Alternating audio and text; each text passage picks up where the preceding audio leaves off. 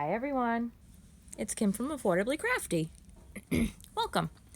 If you're new here, my channel is all about learning how to stretch your craft dollar and be affordably crafty. Please like, share, and subscribe. Also, join my Facebook group and follow me on Instagram. So, today I am going to be working on a Bernie meme inspired project. So I'm sure by now everybody has seen the Bernie meme thing. But first, let me just remind everyone that we're giving away 2 patterns this Saturday on Affordably Geeky Live. This week's theme is mittens and Yarny Chat. And if you want to enter the drawing for the free patterns, now it will be for my Affordably Crafty's Woven Dash Cowl pattern and Ginger Yarn Geek's Strawberry Ice Cream Beanie. And if you want to enter that drawing for 2 free patterns, you need to go back to last week's live, which was all about Valentine's Day, the Affordably Geeky Live that's on my channel, and you need to leave a comment down below. And that will enter you into the drawing for next weekend. So please do that. Lots of fun. And who doesn't love free stuff? And both of the patterns work up really fast, so it's a quick project you can work on.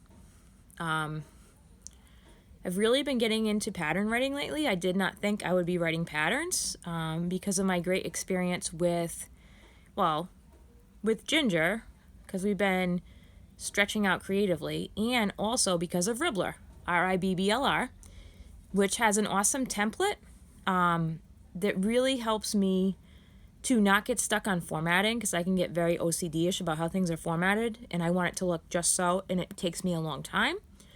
And I can just put things in and let it sit if I want for a while. It doesn't have to be public.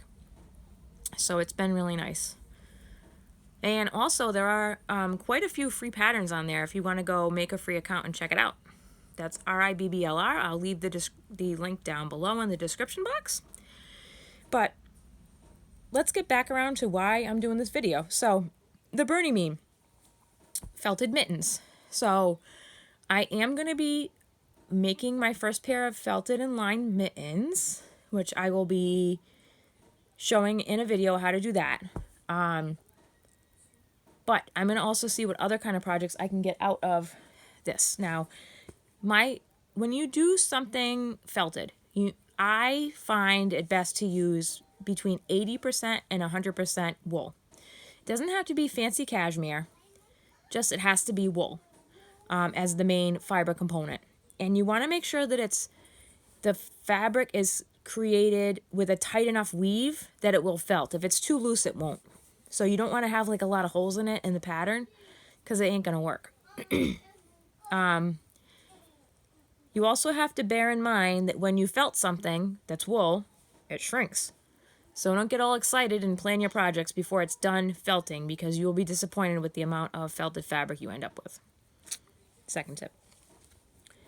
I usually go to Savers or another thrift store or Goodwill to get my sweaters. I think there's been a dash on most sweaters, because when I went out to go get one today, it was a little bit harder to find one. So I will pay at Savers max probably $10 for a 100% wool sweater. I may pay $12 if it has some really nice buttons on it too. So I think this was a deal. Now, there's an imperfection in it. We'll talk about that in a minute. But I got a Talbot's 100% pure new wool wool mark. Where is it from, though? Made in China. What does it say down here? It says... Ooh. I didn't even know it was that nice. 100% wool, Shetland wool. So that's from Scotland, the wool. But it's made in China. So that's cool. And one of the other reasons that I picked this vest... Now, I'll show you what it looks like. I'll just hold it up on myself for a second. So...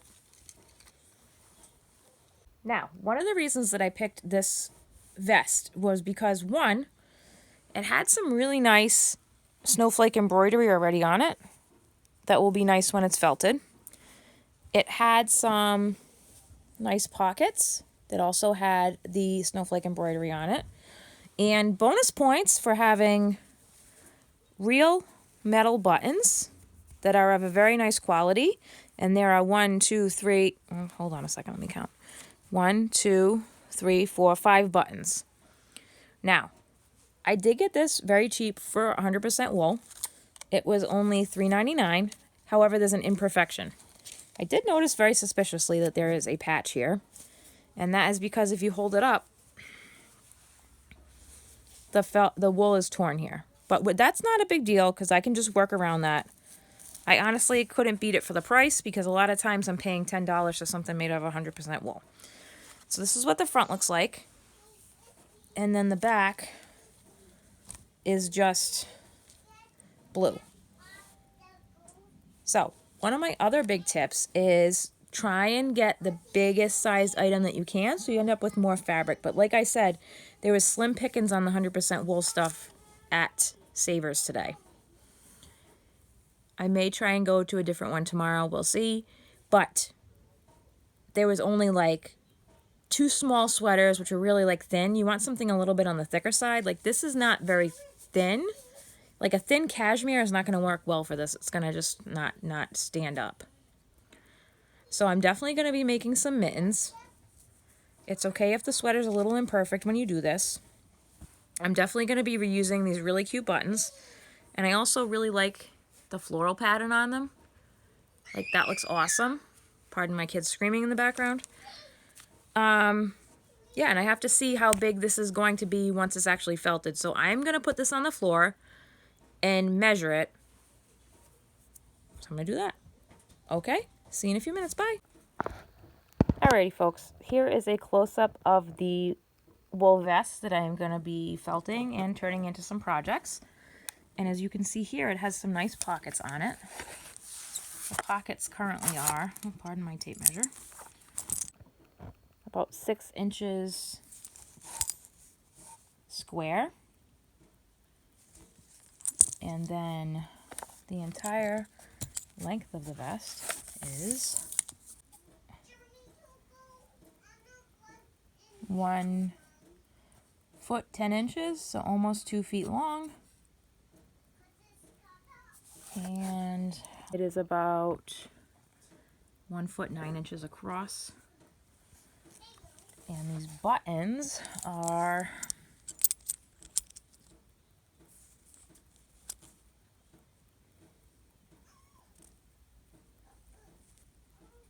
a little bit more than 1/2 inch wide.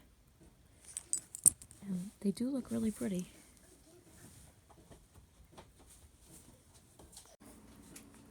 So yes, I really do like these metal buttons. I'm going to take these off before I felt it.